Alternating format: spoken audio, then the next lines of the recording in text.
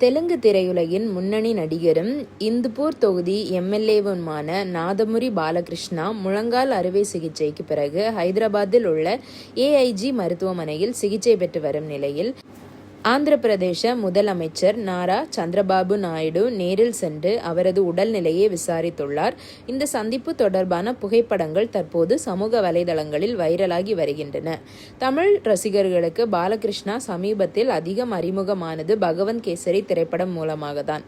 அந்த படத்தின் கதையை அப்படியாக கொண்டு தமிழுக்கேற்ற மாற்றங்களுடன் உருவாக்கப்பட்ட திரைப்படம் தான் தற்போது வெளியாகி ரசிகர்களிடம் வரவேற்பை பெற்று வரும் ஜனநாயகன்.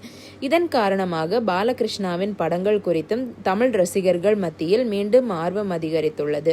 இந்த நிலையில் ஆந்திர மாநிலத்தின் கோதாவரி பகுதியில் நடைபெற்று வந்த தனது புதிய திரைப்படமான NBK-111 படப்பிடிப்பின் போது பாலகிருஷ்ணாவுக்கு முழங்காலில் காயம் ஏற்பட்டதாக கூறப்படுகிறது.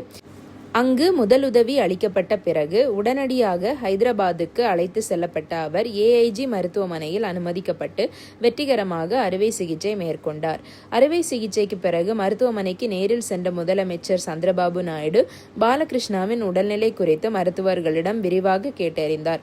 மேலும் அவர் விரைவில் குணமடைந்து மீண்டும் மக்கள் பணிக்கும் திரைப்பட படப்பிடிப்புக்கும் திரும்ப வேண்டும் என்று வாழ்த்து தெரிவித்தார். இந்த சந்திப்பின் போது ஏஐஜி மருத்துவமனை தலைவர் டாக்டர் டி. நாகேஸ்வர ரெட்டியும் உடன் இருந்தார். மருத்துவர்கள் அளித்த தகவலின்படி பாலகிருஷ்ணா தற்போது நலமாக இருப்பதாகவும் முழுமையாக குணமடைய குறைந்தது 6 வாரங்கள் முழு ஓய்வு அவசியம் என்றும் அறிவுறுத்தியுள்ளனர். இதன் காரணமாக தற்போது விறுவிறுப்பாக நடைபெற்று வந்த NBK-111 திரைப்படத்தின் படப்பிடிப்பும் தற்காலிகமாக நிறுத்தி வைக்கப்பட்டுள்ளது.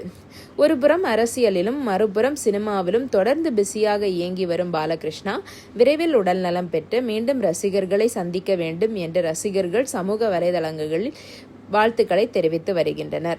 அதே நேரத்தில் பகவந்த் கேசரி கதையை தழுவி உருவான ஜனநாயகன் வெளியுள்ள சூழலில் பாலகிருஷ்ணாவின் உடல்நலம் குறித்து இந்த செய்தி தமிழ் ரசிகர்களிடையேயும் கவனத்தை ஈர்த்துள்ளது. இதை பற்றி உங்கள் கருத்து என்ன அப்படிங்கிறத கமெண்ட் செக்ஷனில் சொல்லுங்கள். நன்றி.